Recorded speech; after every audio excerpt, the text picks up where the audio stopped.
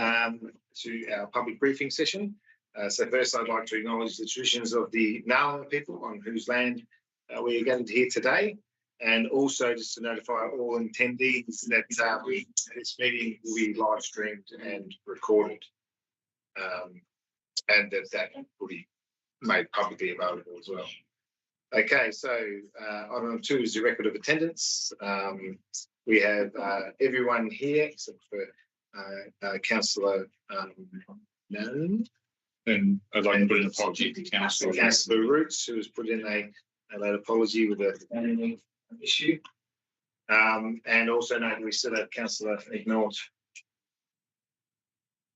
on the agenda. Can we please take them off? He's obviously here in spirit. And Waterstone Muller. Oh, sorry, and Councillor Waterstone Muller is also away because she's attending SES duties.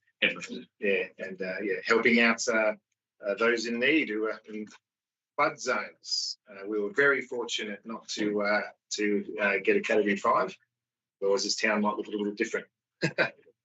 Okay, number 3 is public question time. Do we have any questions from the public? Yes. Yes. I have a few. Okay, please stand up and tell us who you are. And okay, so I'm Britta. I'm Karratha's personal chef. I am Australia's #1 personal chef. I travel all around, yeah. So do I ask my questions for you now? Yes, you can come to the lectern if you want, or if you're comfortable there. It's okay. So I am a service provider, and I travel right across the country. And I know, so if I sell a service, that's what I do. I do some people's personal shopping. I come and help you do your meal prep, your meal planning, etc. So I've been in Karratha for 2 years, providing this service for the local people of Karratha. My thing is all about making your life easier. So with council, last year I started the ready meals service, which, yes, then I'm moving into a different category of service. I'm now selling meals. So, yes, I understand I need to be registered as a food business because I'm selling meals to Karratha. So I went through that process with council, and I registered and filled out your applications 6 times in the last 12 months. I've also been asked to be audited 3 times in the last 12 months, which comes with a $500+ bill every time you ask me to do that. So now that I've cancelled the ready meals section of my business, I'm now back to being just your personal chef. I provide a service. I work all across the Pilbara. I work all across Perth, all the way down to Albany, and I even have clients in Melbourne as well.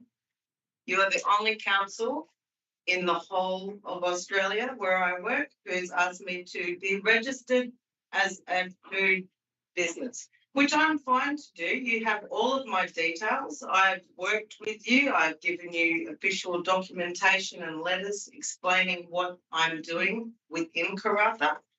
But my question is, so I've been told by 2 different ladies who work in the environmental sector. One says, no, as a service provider, I do not need to be registered. The other one insists that because I do people's personal shopping, that I need to be registered because I'm selling food, but I'm not. It's a service. I help you do your shopping, yeah? That service is also offered from many organisations in this town who work with the disabled, who work with cancer patients. You have providers doing this, all the same service as me. The only difference between them and me is that I am fully qualified. I have all my qualifications for working with the elderly, the sick, and the children. And these other service providers do not. So like I said, I'm happy to be registered with your council. But if you expect that from me, why is not all of the rest of these service providers being asked the same thing? Secondly, the documentation, the paperwork that you asked me to fill out is totally irrelevant to what I do because I do not sell food anymore. Like I said, I've cancelled that part of my business. So that is my question to council. It's like, if you're going to have it, you know, if that's what you want for me, then all of those service providers need to be under the same banner. They need to then go get their food safety handlers certification. They need to be out, you know, they're dealing with the sick, the elderly, high risk people. So like I said, I'm happy to do that, but that means you need to make sure everybody else under that umbrella is registered as well. So secondly, council kitchens. So when I moved, I set up the ready meals last year. Yes, we did our audit and everything. Understand, we're setting up a new food business. Then I moved kitchen and I was asked for another audit to come through. And every time you ask me for these audits, you're asking me to pay $500 plus bill to come and audit. And my question was, why? Because the only thing that's changed in my business is the kitchen, and it's a council kitchen. Okay? No, that's just our procedure. We need to do that. So they came and did that that was in October. They came through and signed all that off. That's your kitchen. So that should be at 100% all in working order, because as food providers and food businesses, that's what you expect from us. Once they let half that kitchen's equipment didn't work, main thing being was the sanitizing station of your dishwashers and stuff, and that took them quite a few weeks to fix that. You had items in that kitchen that had been tagged out since 2021. So if you're coming through asking, you know, food businesses for audits yearly, like I've had 3 requests for audits in less than 12 months, how are you not keeping up to date with your own kitchens being functioning? That's 3 years that it's been tagged out. You know, so that's my questions to council. Well, thank you, Britta. And I understand it a little bit. I run a food business. So yeah, I understand what you have to go through to operate as a food business. Yeah, and I understand, and that's the thing, I understand all the rules, all the legislation. I've been in this business 30 years. Yeah. Right. Yes. Well, what we'll do, we'll give the director planning that is in charge of those 2 health officers that you're referring to. Is that what he's asking? I don't know enough about this. Through the chair, I don't know enough about this particular matter. Can I get your contact details? Yeah, so I put those questions in brief quickly on paperwork for you. And I'm, like I said, I'm happy to work with council, meet up with you, and I've done that for the last 12 months. But yeah, then so that last audit was, like I said, in October. Then you're sending me another letter with another $500+ bill in January. Okay. I'm not even in the country to audit your kitchen again. So if just through the chair, I think you've raised some really, really valid issues, and so thank you. Thanks for letting us know. Sometimes, you know, these processes are set up with the right idea, but then, as you say, if you perhaps if we are not looking at them and the practical application of them, sometimes there can be issues. So let's definitely take this offline. The director will have a look at that with you. Yeah, and we can definitely work with you to sort through what's going on there and get it sorted out for you. Yeah, and I think when we have situations like this, there's always an opportunity for us to actually improve how we operate. So what I'd really love is for you to work with the director and help us to actually improve what we're doing. Because like I said, I work all the way down to Albany. Yeah, it sounds like you've got some really great insights that we can pick up from, and I really value that. You know, so thank you for letting us know. And let's get on to it, and we'll work with you on sorting out some of these problems. Okay. Thank you. Thank you. Yeah, thank you. Are there any other public questions? No? Yes. Once businesses are up and operating, what checks and measures are put in place for the bricks and mortar, as it's been worded, for businesses to ensure that they're complying versus what's happening with mobile food traders? Let's go. Yeah, just 2 seconds for the because we're doing a public meeting. It's recorded. You've got to state your name. Oh, sorry. Simon Blatchford, just member of the general public. Just with regards to the food vending and whatnot versus bricks and mortar, what's being put in place with the fixed venues to ensure that traffic management and people interactions are adequately managed? Yeah. Is that being audited under terms of licensing? So through the chair, what I might do, Simon, is take your question, and if we can perhaps take it on notice, I'll make sure that we actually provide you with a really good response. And what we'll do is we'll write up the response, we'll put it into the agenda, and it'll actually be publicly available next Monday. It'll be published probably towards the end of the week, and you're welcome to come back on Monday once you've read the response. You're welcome to come back and ask any further questions, but I'll take that one on notice if that's okay. Yeah. Thanks for that. So through the chair, Simon, can I confirm you filled out one of these forms? Yes, there. Thank you very much. Great. Thanks, Simon. Appreciate the question. Thanks, Simon. Okay, there's no more public questions. No, we'll move on to deputations. We have one deputation from a Cero or a Caro? Sarah from Structure. Cero. All right, Cero and Tariq, is it? Yeah. All right, so Tariq's going to give us a deputation on, which was 11.2, so the housing development, especially of interest for the Bainton West development. So good evening, councillors. My name is Tariq Yusuf, the proponent for items 11.2, Bainton residential development for the city of Karratha. I would first like to take this opportunity to thank the council for considering our submission on this project.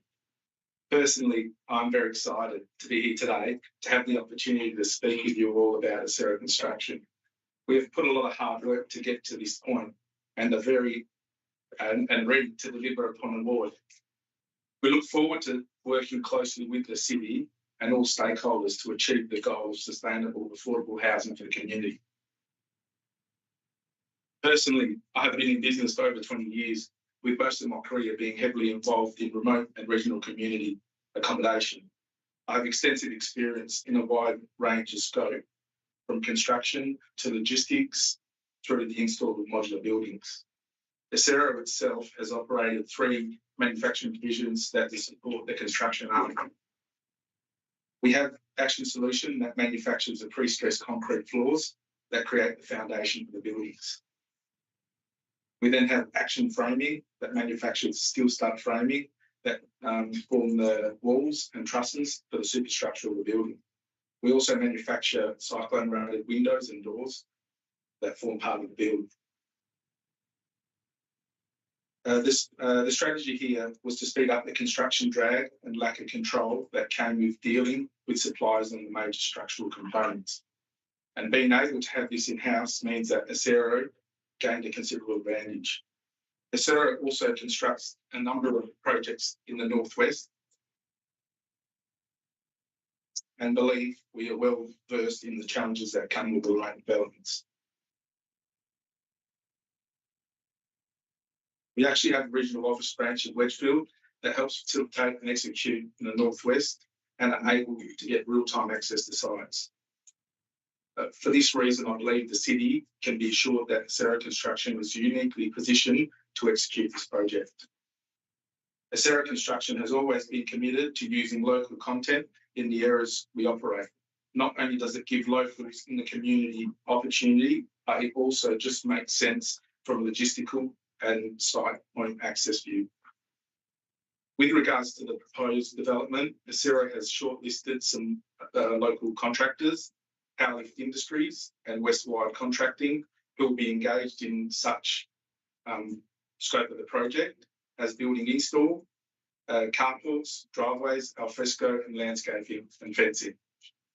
Again, I would like to thank the councillors for the opportunity and introducing myself and Acero Construction. We're very confident in our position to be able to deliver the project, not only on time, but in budget, to the satisfaction of stakeholders. We welcome any questions the councillors may have when the items come up for discussion. Thank you. Thank you very much, Tarek, for that. And yes, that's obviously on the agenda tonight. So yeah, we'll be running through that, and there's questions from the council. And just in the room, mate. We might ask you something.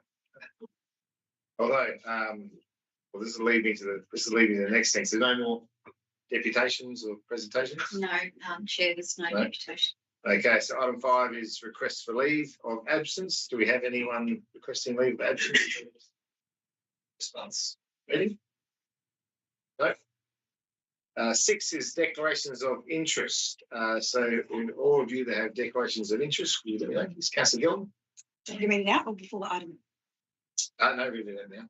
Okay. Please, yeah. I have a declaration of interest in item 12.1, which is the Wickham Oval car park lighting upgrade.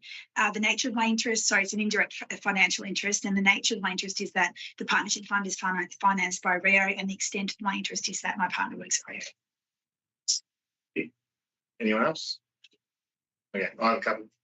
I have 2 now. The first one is on 11.3, which is the storeholders policy. I own a fixed business, so that is the nature of my interest, and obviously the extent of my interest is that if I'm involved in those decisions, I get a direct financial outcome. Because I'm a fixed business, and we compete with mobile businesses.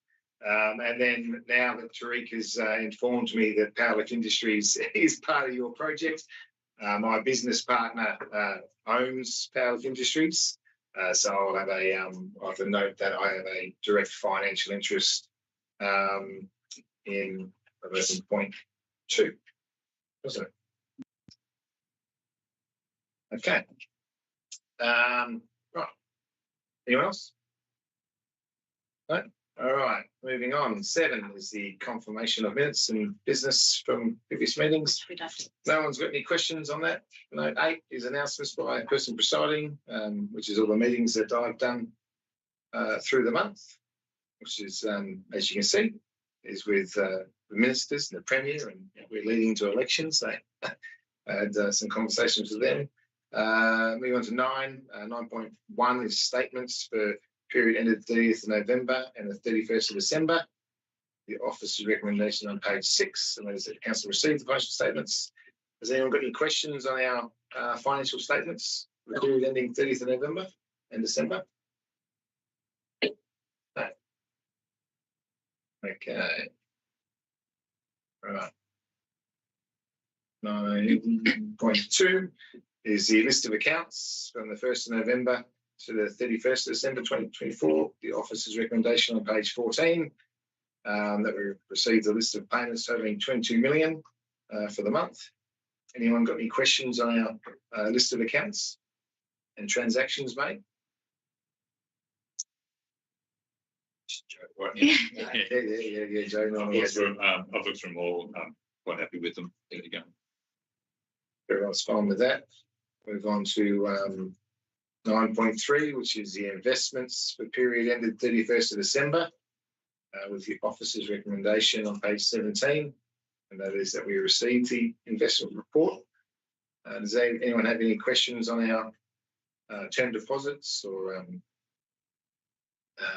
our properties, anything we derive our income from?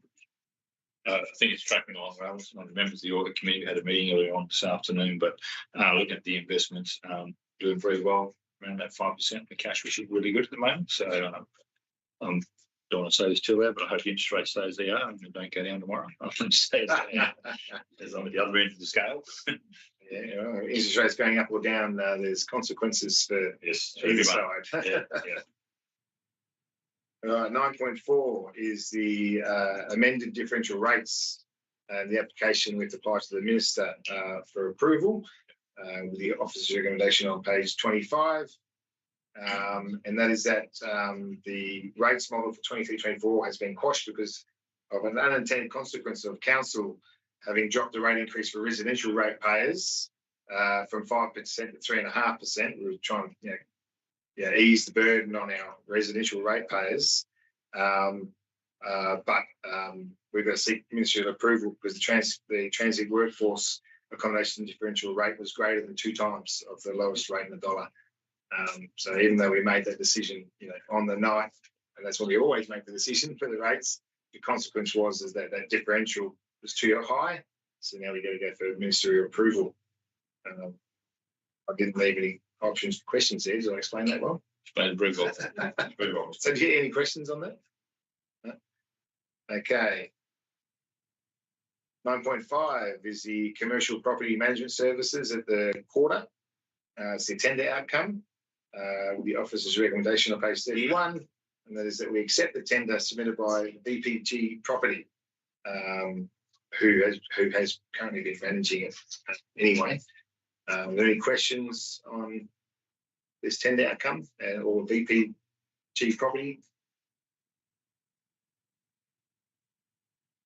No? Quarter's going well. It's I think for us at the owner of the building to see Lowe's moving in, it's starting to fill those shops up. So our plan was to get, years ago, to get retail into it. So expanding, and hopefully with these guys we can get a few other little jobs done around to try and make it more advantageous and more retail business would be good. What's a commercial building? So it needs to be run as it needs to be operated as a commercial building. Correct. Right. 9.6 is the alternate date for the King's birthday public holiday. So for those in the room that every 3 years this comes up, it isn't brought up because we decided it's a good idea to change the public holiday to a different date. So we have to every 3 years we've got to lock this in for 3 years. So the office recommendation is there to lock it in as it has been. So Monday the 4th of August 2025, 3rd of August 26, and 2nd of August 27 to be the Monday following the Finacle weekend. Any questions? Just a comment, Mr. Mayor, it's good to see the survey we did to reconfirm ourselves with our community for the Finacle weekend and continue that tradition of that long weekend with our fireworks and all that. And it's a really good weekend for our community, so it's good. Yeah, and I've been at this table long enough to, everyone thinks that we're going to change the day. It's just something we have to decide on every 3 years. See, there's a bit of confusion on Facebook about it. And even myself, this is my 3rd year on council. I was like, why would we change Finacle Monday? So you've explained that well. Thank you, Mr. Mayor. All right, 10 is community experience reports, with 10.1 being the bushfire risk management plan, with the officer's recommendation on page 40. The council adopt the Karratha bushfire risk management plan for 2025 to 2030. It's all contained in the attached report. Does anyone have any questions on our bushfire management plan? Don't have one. Yeah. Yeah. Yeah, it's legislated. So we state emergency management framework, so we've got to abide by it. All right, no questions on that one. All right. 11. Development services report. So 11.1 is the major event sponsorship and attraction program. This is proposed major sponsorship for the Chevron City to Surf fun run to be held this year. And the officer's recommendation is on page 44, and that is that we approve sponsorship funding for Active Foundation to the tune of a 3-year fund for $25,000 each year for 24, 25, 25, 26, 26, 27.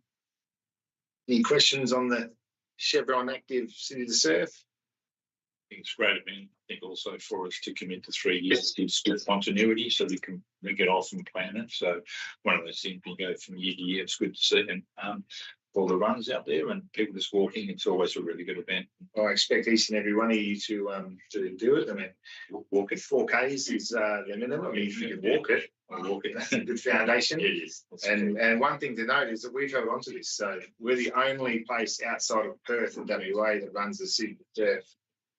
So our participation rate is good, and we're keeping it for another 3 years. Well, potentially next Monday if everyone goes. Yes. All right. Doesn't sound like you got a question though, Councillor. No. Good question. I'm trying to extract questions. The briefings are the briefings on the agenda are just so really well detailed. It's actually hard to come up with a question. Very good. I'm glad to hear that. All right. I agree. It's easy to make an opinion, but we can't do that in this forum. So Oh, that's right. Quite a question here. So 11.2 is the housing development expression of interest business plan for Baton West as provided deputation from Tariq. Now, I'm just trying to think because we're only new to these public briefing sessions. If I've got direct financial, I'm okay to chair this still and run through it until next week, right? My recommendation would be that you actually lead the room. And that's what I figured because I've got Yeah. a direct financial interest. Correct. So any conversations and such. You don't want to be influencing yeah. the conversation. Yeah, and I can be very influential. So, all right, so I'll have Even to ask. just like raising your eyebrows can influence the conversation. Yeah, so I'll have to ask the deputy mayor. Do you want me to just sit here or? It's up to you. Yeah, and I'll just. Move a couple of times this meeting, so I'll just stay put for that. Yeah, because I've got 11.2 and then we go straight into 11.3 as well. So you'll need to chair for 11.2 and 3, Okay. and then come and get me when All right. when you're done. Promise we won't forget. So as the mayor said, item 11.2 is the housing development expression of interest business plan we had from in the deposition. Are there any questions regarding this item, councillors?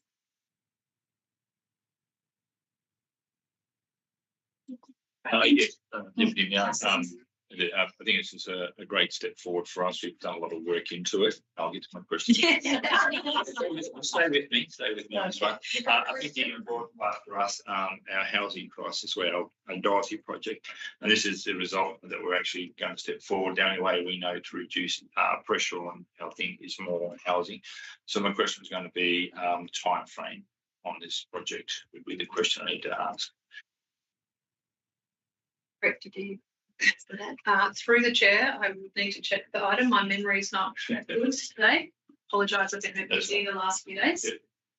I might just, perhaps the manager is in the room. Can I ask the managers, do you have a view on timeframes for this particular proposal? Yeah, it's 12 months from the start of construction. Yes. Thanks very And much. do we have an idea as to like how long, if council would make a decision next week, when might construction be ready to start?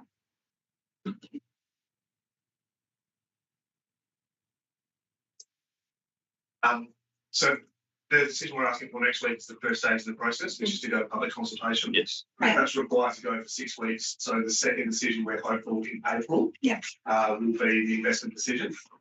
So from there, this contract's to agree to. Our timeline is a July commencement of construction. Okay, so then So hopefully 12 to 18 months, closer to 12 months from there. Yeah, so you're looking for us to connect your first house on site. We're probably looking 12 weeks from when we get order. You'll start seeing a house a week roll into the site. okay, so we could expect to see some housing relief by the end of 2026. Based at that time, I'm thinking. So Deputy Chair or Deputy Mayor and Chair, I think the really important thing that the officers have mentioned is that this is the first step, which is actually go out and advertise. So we're not agreeing to proceed. We're agreeing to ask the community for their feedback. And so really timeframes spill out of that, but helpful response anyway. So thanks, Manager. Thank you. Are there any other questions on this item, councillors?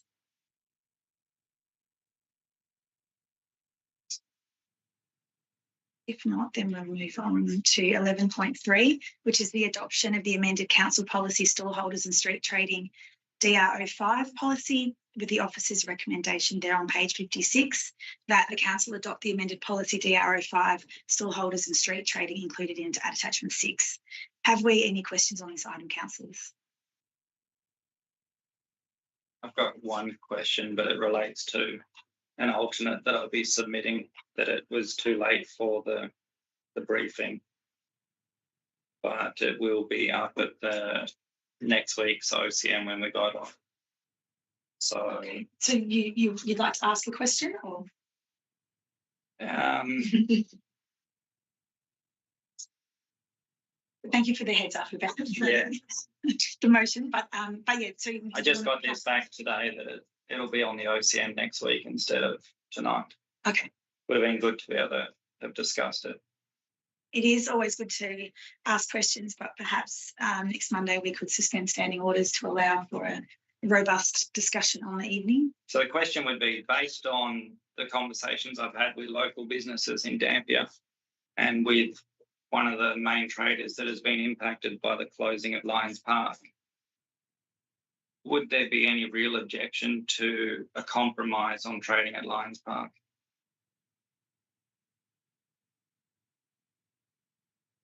Director, did you want to? Through the chair, the officers have put a recommendation forward.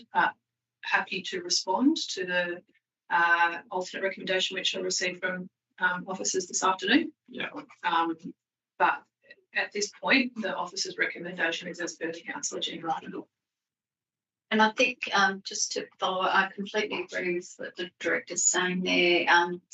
We've been out for community consultation a couple of times, and council have had that feedback along the way. I don't think there's any.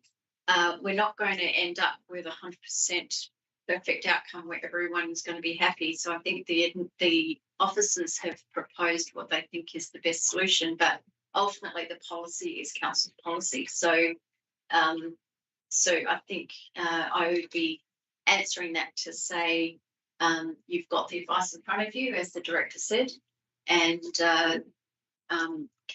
the officers will follow your instructions, council, and it'll be up to you to debate that next week as to what you would suggest as an alternative, and we'll follow whatever it is that you resolve at the meeting next week. But otherwise, so I guess it's the council seems to be going down the path of ignoring community feedback for a second time in the last 2 months. Is that correct? Through the chair, there was a quite substantial amount of community feedback provided. It's a balancing act as far as this policy goes. As per the CEO's comments, we're not going to make everybody happy. So we've tried to find a reasonable balance, but as per CEO advice, it's a council policy, and council can choose to put up alternates and change the provisions of the policy should they like to. I'm happy to respond to any alternates that are put before us. And I appreciate I do have one from you, but I only received it this afternoon, so I haven't had a chance to respond yet. Yeah, I appreciate that. Are we able to discuss that alternate tonight or be aware of it?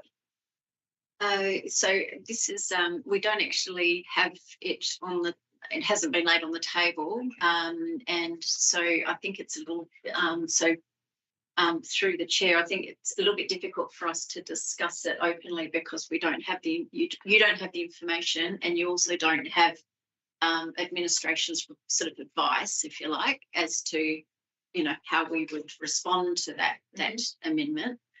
All of that will be available for you for Monday. So I would suggest that that would be the opportunity for us to do it in an orderly fashion and really explore it from there. That would be my suggestion. I suppose one question I do. Sorry, and I was just going to say this isn't a forum for debating. So it's a forum where we produce the papers and you have the opportunity to ask questions about the papers. Sorry, councillor. Sorry. If the amended policy doesn't get accepted, where does it leave the mobile traders? Is it like, are we going to start the whole process of writing the policy again? Because at the moment they're working off a temporary solution. Through the chair, I think council's got a few solutions open to it. It could just choose to extend the existing policy, for instance. It could choose to amend particular provisions of policy as drafted. Or you could choose to direct us to undertake further community consultation. So it's open to council. Are there any further questions on that item, councillors? If not, we'll move on to item 12, which is strategic projects and infrastructure reports. Now, I have a indirect financial interest in 12.1, so I'll go get into. I've got to go. Oh, right, that was where I was getting to. I was getting to that point. You're going to swap out. Yeah. Fantastic.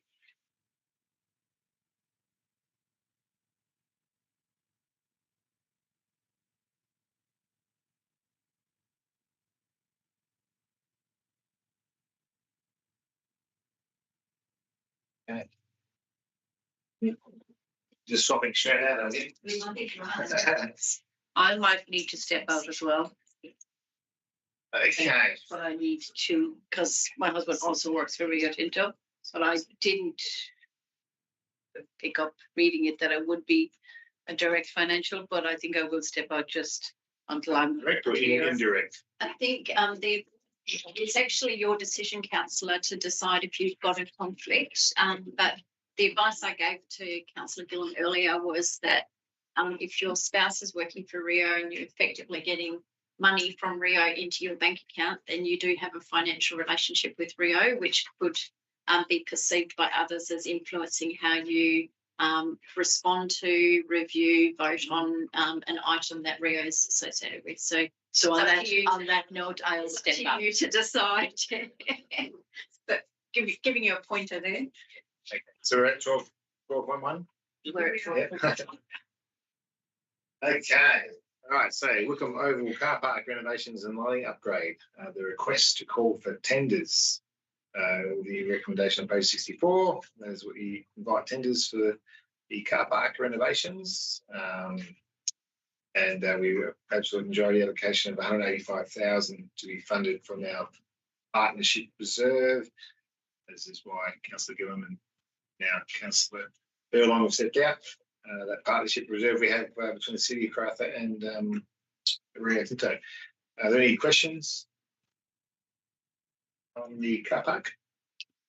Councillor Nunn's not here because she has something to say, I'm pretty sure. My only question would be to the director, time frame, finish.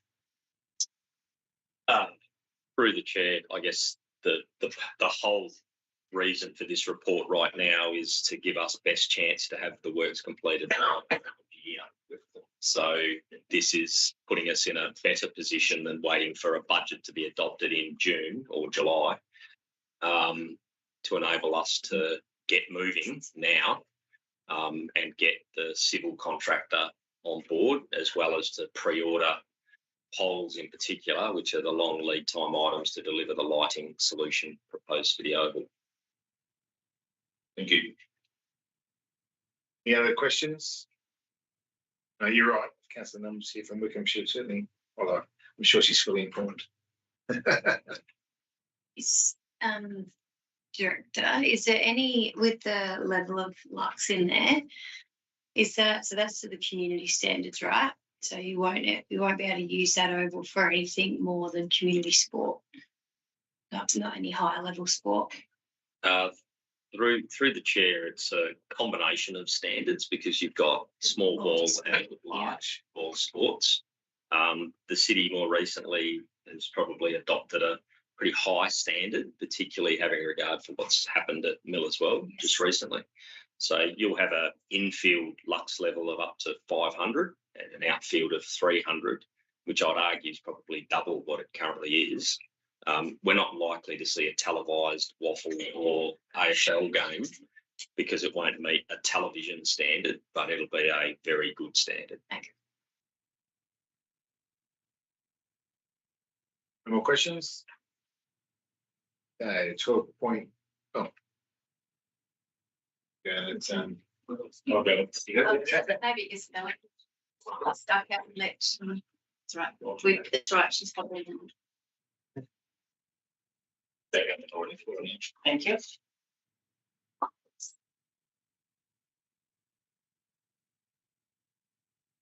Okay, we're on to 12.2. The Karratha Airport check baggage screening. Geez, I'm really going good with words here, aren't I? Screening equipment replacement. It's the tender outcome.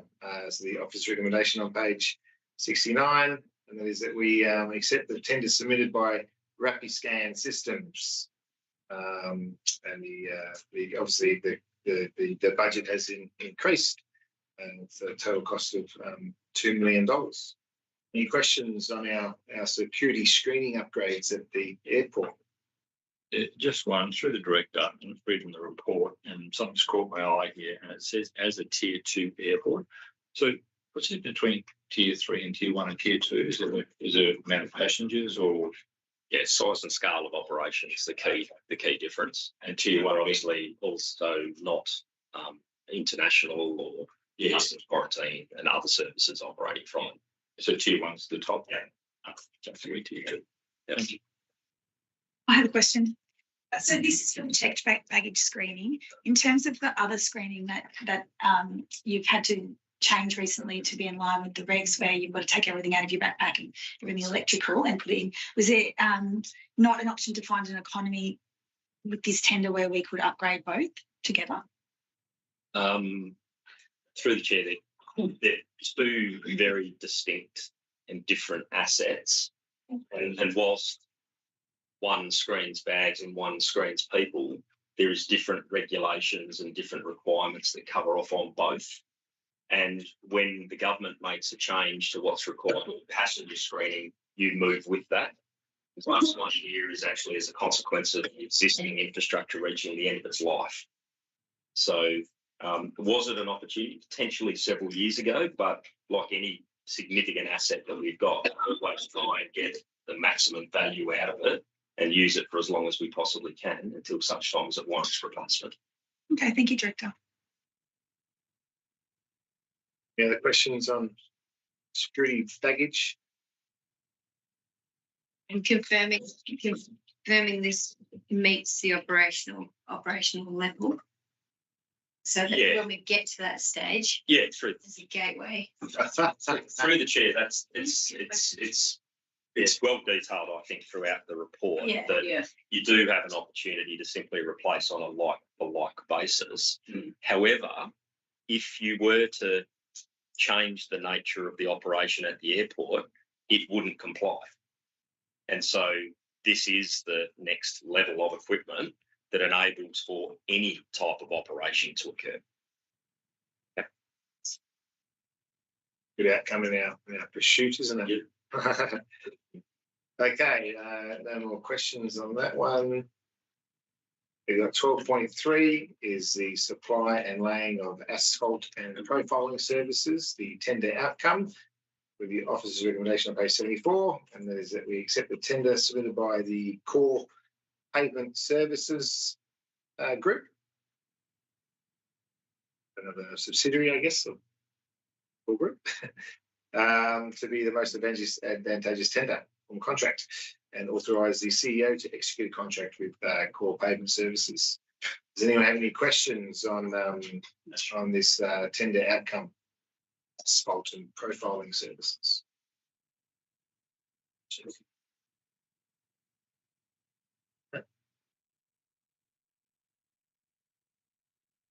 It's good. We can just keep knocking out petty roads and really want to keep getting footpaths down. We are doing a good job of footpaths. Actually, just for you, Simon, it's one of the most things I get told about is how great we are at laying footpaths. I'll pass that on to the Yeah, Right. none of the people here are doing the work. There's several in the room who are contributing to it. I'm sure there are. Okay. All right, 12.4 is the fencing services tender outcome. The officer's recommendation on page 78 that we accept the tender submitted by Prompt Fencing and authorise the CEO to execute contract. Does anyone have any questions around our fencing services? No?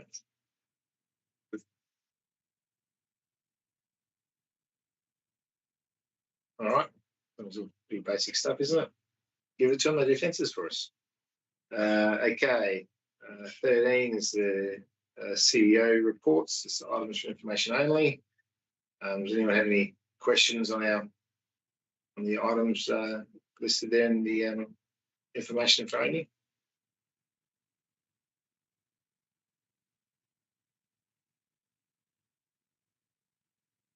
No. I'm going to try a quick look to make sure I haven't got anything stuck out to me.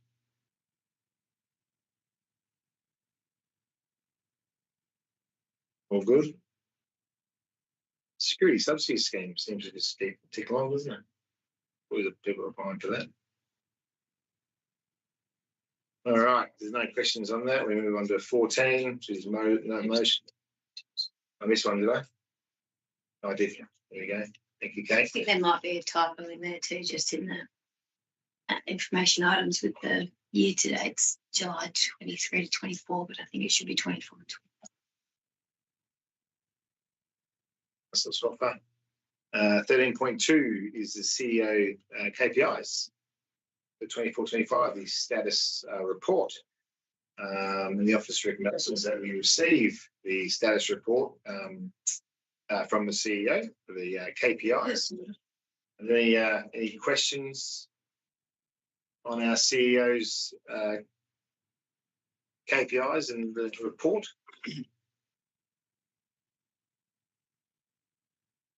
Good. All good.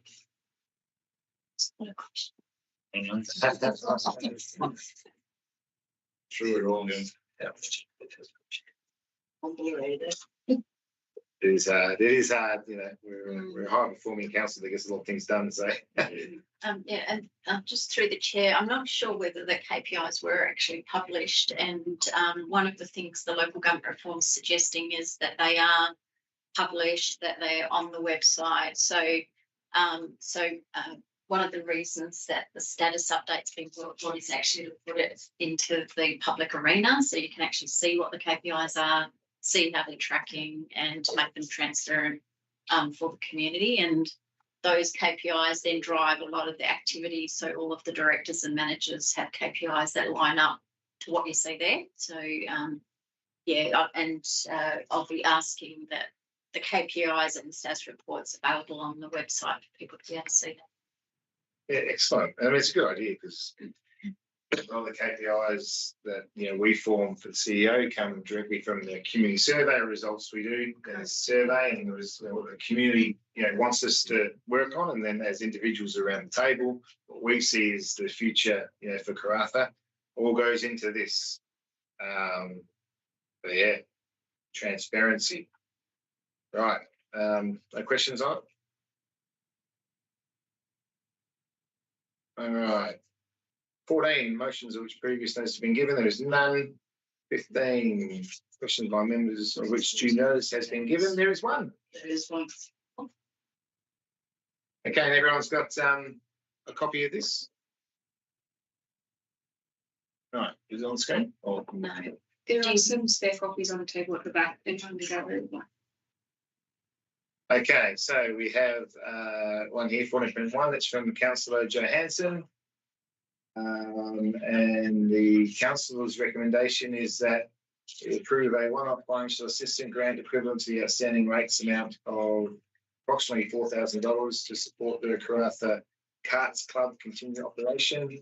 And we direct the CEO to investigate and report back to council on options to streamline the rate exemption process for genuine not-for-profit community organisations, including the potential for multi-year approvals or an automatic renewal system to reduce the administrative burden and financial uncertainty for these groups.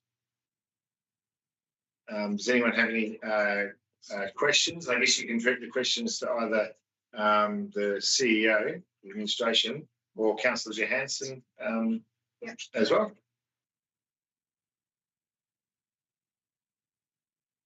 I have a question. I'm just working out how to formulate this as a question. I noticed we have a member of the audience who's not wearing a Cart Club t-shirt, and I would dearly love to ask you some questions. Would that be possible? Yeah, we can. Yeah, we can. Yeah, there's a member of the Cart Club here. You want to ask a question? Yeah, more than happy.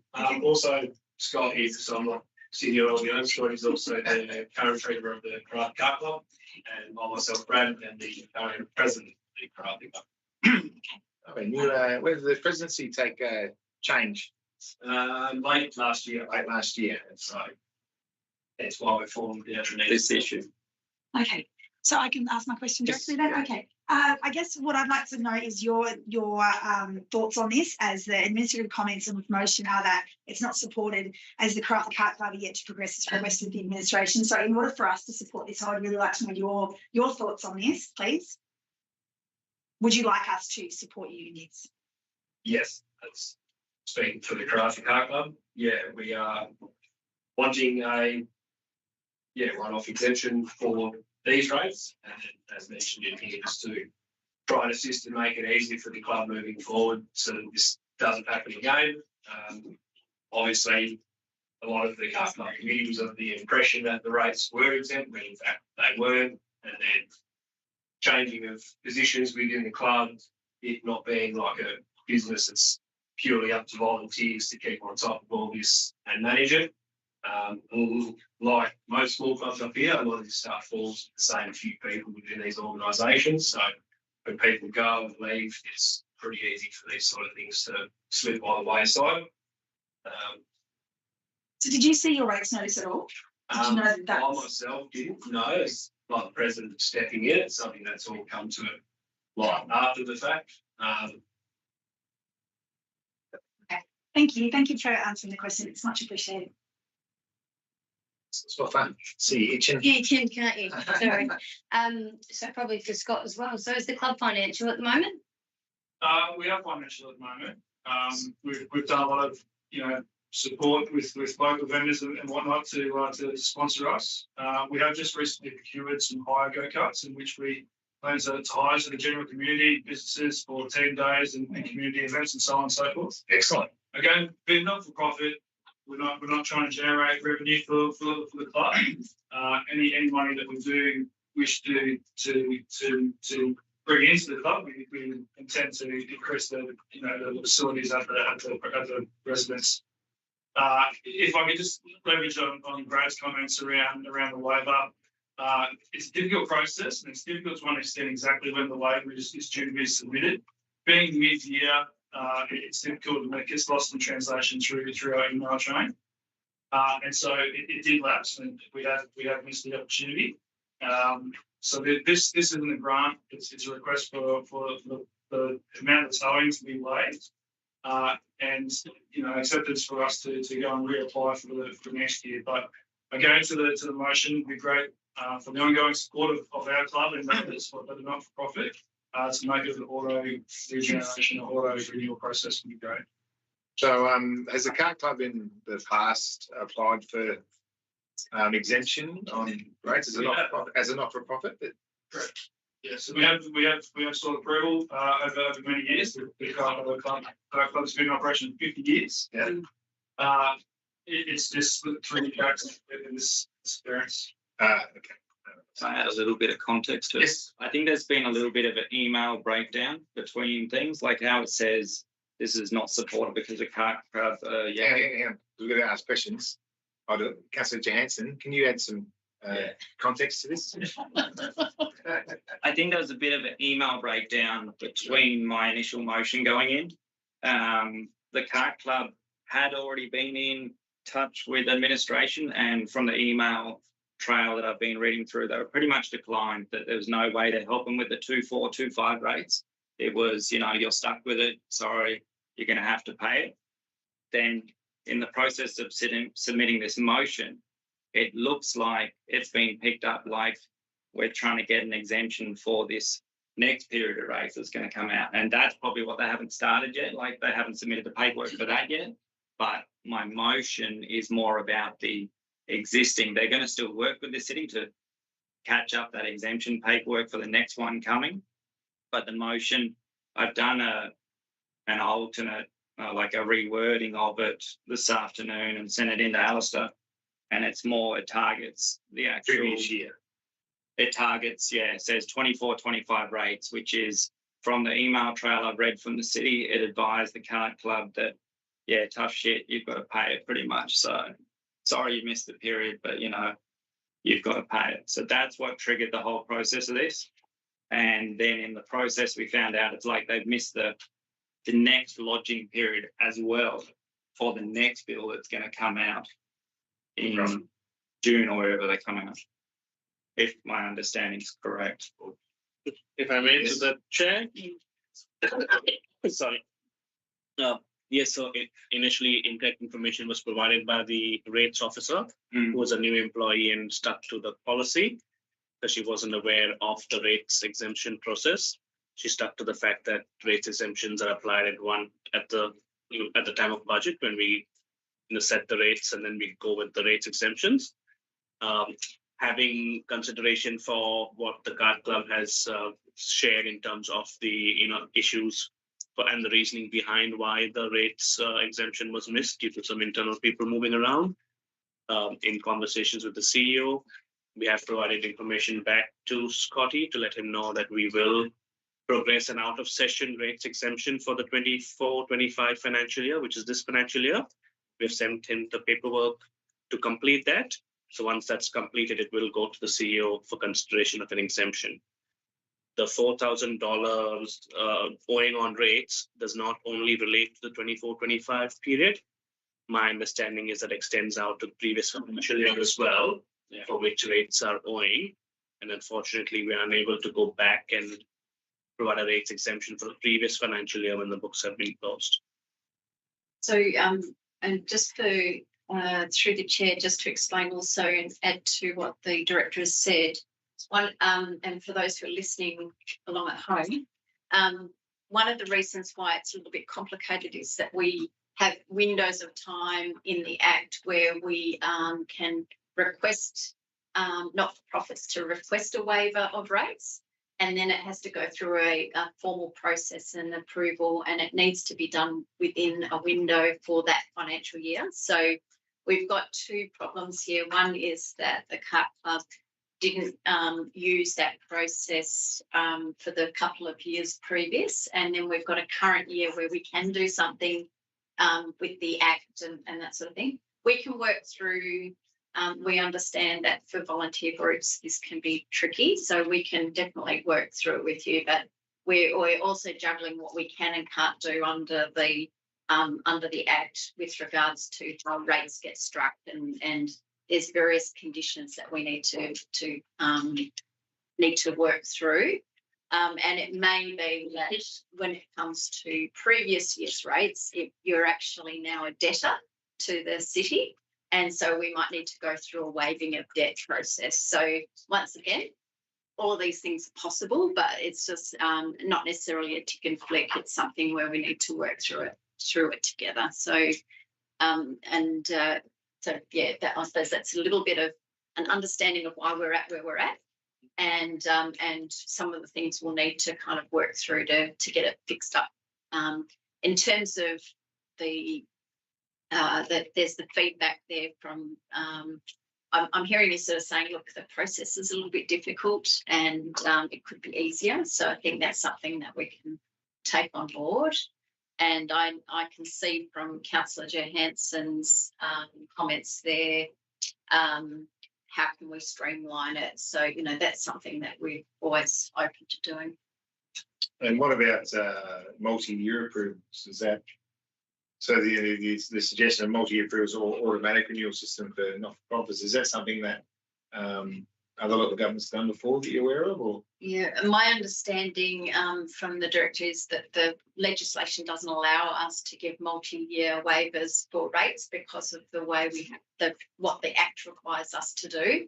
We have to do it year on year on year, unfortunately. So what we need to do is find an easier way for you to engage in that process so that we actually have an application and we tick it off. It goes into the budget process. It gets formally approved by council. And we normally do that as part of our budget setting process. So, yeah, that I think you had a look into whether or not we could do a multi-year waiver, didn't you? Yes. Yeah. And yeah, what you're saying is absolutely right.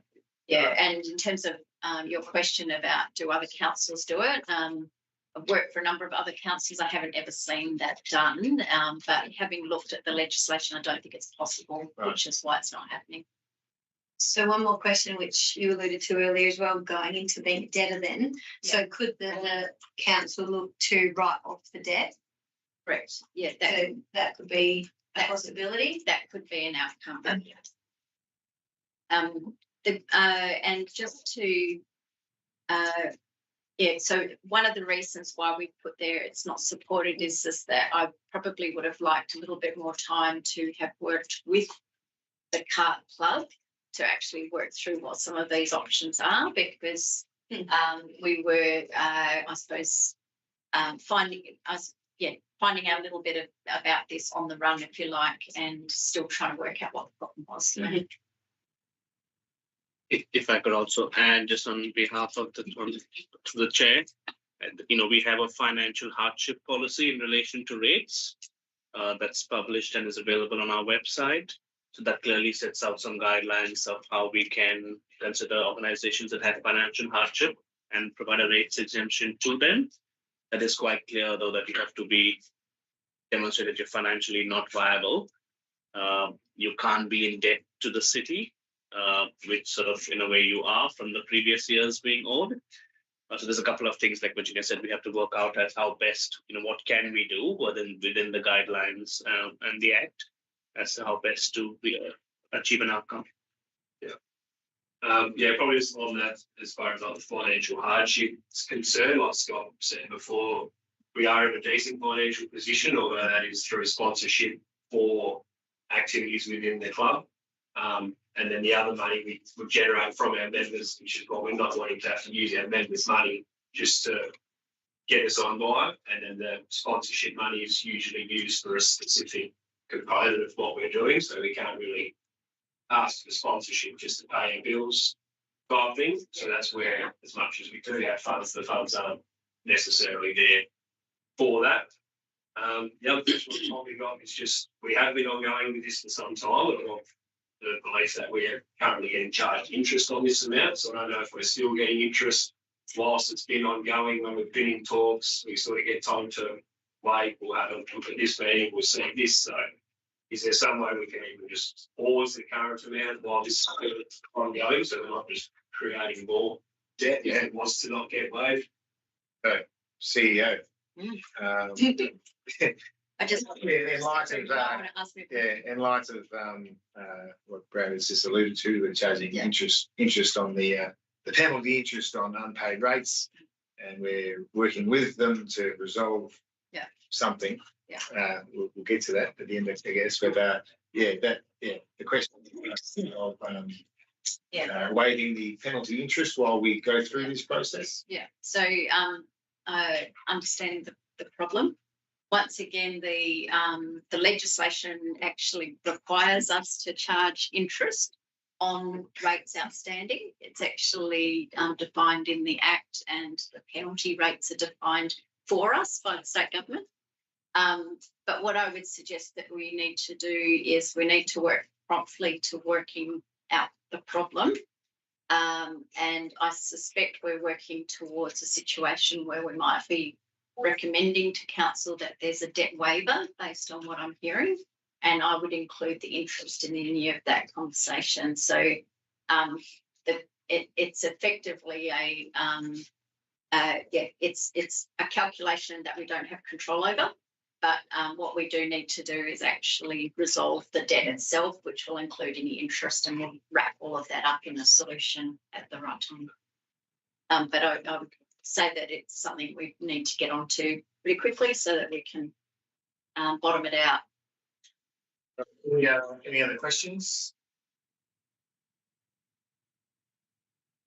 I guess saying that, Councillor Johansson, if you're going to have, obviously, in light of all this information and an alternate to this notice of motion, then that would be great to see. I'll work that sooner rather than later. Okay, excellent. So that's all the notices of motion. 16 is urgent business approved by myself, which I have none. And then we move on to 17, which is matters behind closed doors. So we'll now have to ask the public to leave. But thank you very much for your attendance. Thank you very much. Thank you. Staff can remain in the room.